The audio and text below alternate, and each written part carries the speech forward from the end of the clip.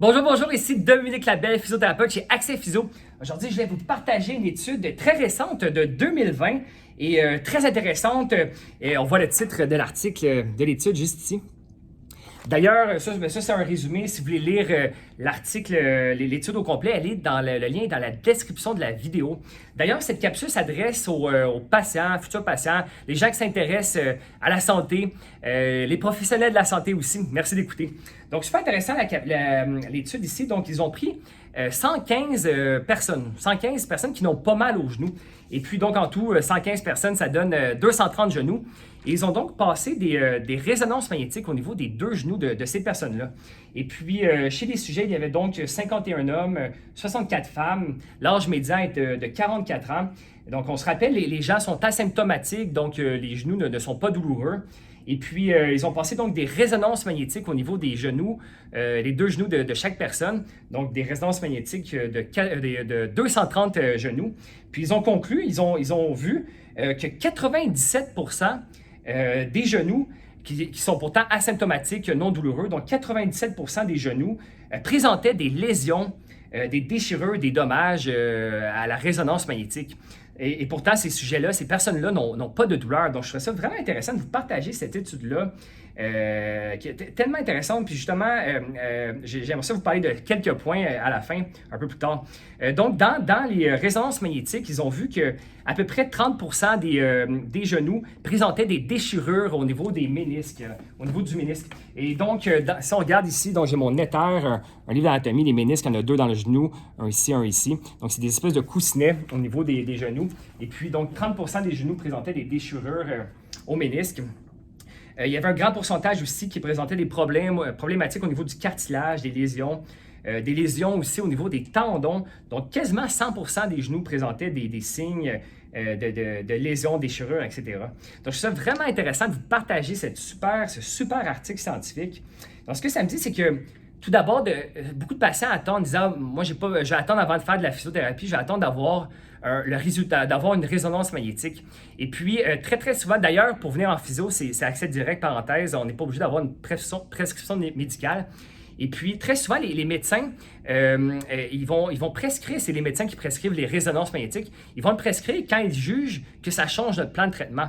Donc, très souvent, quand ils jugent que ce n'est pas nécessaire, que ça ne change pas notre plan d'action, mais ils ne vont pas le prescrire. Et puis, nous, en physiothérapie, on voit les patients assez souvent, on les connaît beaucoup, et des fois, si on juge, nous aussi, que ça pourrait changer notre intervention, notre plan de traitement, on peut le demander au médecin, voir ce qu'il en pense. Hey, que pensez-vous si le patient passait une résonance magnétique, et puis les médecins, quand ils jugent aussi que c'est une bonne idée, ils peuvent le prescrire, par exemple. Mais la plupart du temps, ce n'est pas nécessaire parce que ça ne change pas notre intervention, notre plan de traitement. Ça peut changer, par exemple, si un patient nécessite d'avoir une opération, par exemple, au ligament croisé antérieur, et puis le chirurgien orthopédiste a besoin d'avoir plus de détails, là, il va le prescrire, par exemple, du cas par cas. Et puis, ce que ça me dit aussi, cette étude-là, c'est qu'on traite des êtres humains et non juste une structure. Donc, on traite pas juste un genou, par exemple, on traite vraiment l'être humain dans sa globalité. Et les douleurs, c'est un mécanisme complexe. C'est pas si simple que lésion égale douleur. Donc, c'est très complexe. Il y a plusieurs choses, plusieurs éléments qui rentrent en ligne de compte en présence de douleur. Et puis, donc, on traite des êtres humains et pas juste une blessure. On traite pas juste un genou, par exemple. Et ce que ça me dit aussi, cette étude-là, c'est qu'on peut avoir, par exemple, une lésion au niveau d'un ménisque, par exemple. On peut avoir de l'arthrose, mais ça ne veut pas dire que c'est ça qui est la source de la douleur. Par exemple, quelqu'un pourrait présenter, on disait, une douleur, une déchirure, par exemple, à un ménisque, ou ça peut être aussi beaucoup d'arthrose, par exemple. Mais ça peut être une lésion qui est asymptomatique et quelqu'un peut venir et puis, par exemple, il présente de l'arthrose au niveau du compartiment interne du genou, mais pourtant la douleur se présente en externe à la course et c'est finalement la bandelette iliotibiale qui cause la douleur. Donc, même si on voit, par exemple, de l'arthrose dans une résonance magnétique ou dans une radiographie, mais ça ne veut pas dire que c'est ça qui cause la douleur. Donc, vous pouvez voir, il y a tellement de structures dans le genou ici, qu'on peut voir ici. Donc, quelqu'un qui représente une douleur à l'intérieur ici, ça peut être les tendons de la patte doigt, par exemple, qu'on appelle. Donc, de ne pas sauter aux conclusions trop vite que il y a une lésion là, donc c'est ça qui cause la douleur. Puis, c'est ça qui est intéressant en santé, par exemple, en physiothérapie. C'est super important d'avoir un raisonnement clinique, puis un raisonnement de toujours analytique, de raisonner, puis me dire, OK, de ne pas se fier toujours juste à la première impression.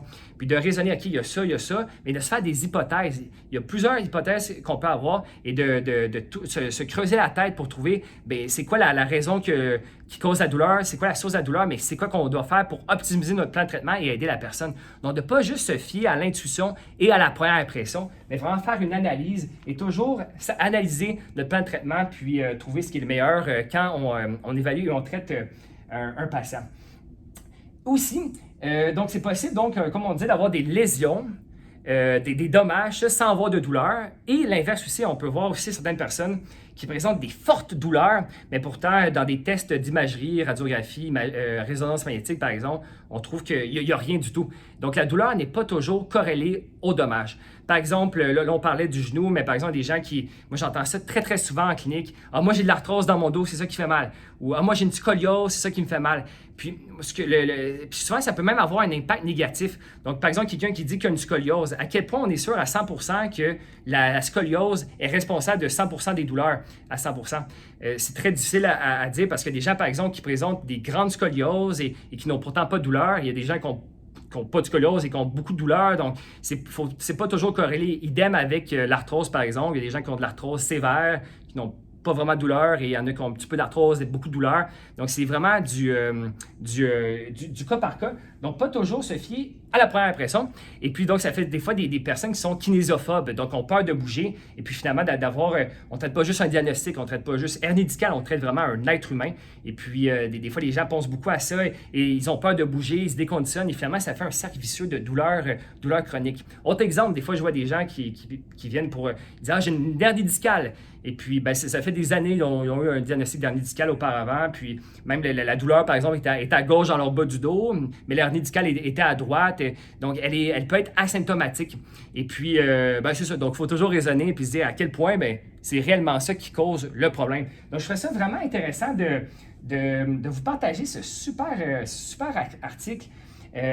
Donc, de ces 115 sujets, 115 personnes qui présentent des lésions dans 97% de leurs genoux et pourtant n'ont pas de douleur. Donc, c'est possible d'avoir des lésions puis pas avoir mal et vice-versa.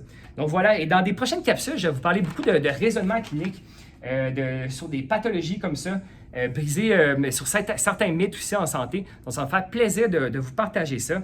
Et puis, ben voilà, merci beaucoup de votre écoute. Et puis, si vous avez des douleurs, de l'arthrose, des hernies discales, par exemple, n'hésitez pas à nous écrire. Donc, l'être humain est complexe. On ne traite pas juste la pathologie, on traite un être humain dans son ensemble. Donc, selon ce que vous faites, vos activités, vos croyances, qu'est-ce que vous faites comme sport, comme travail, c'est tellement important de traiter, donc d'évaluer la personne dans sa globalité et de ne pas juste s'attendre à la lésion, par exemple. Donc, hey, merci de votre écoute. Je vais m'arrêter là pour que la capsule soit trop longue. Puis, merci à une prochaine capsule!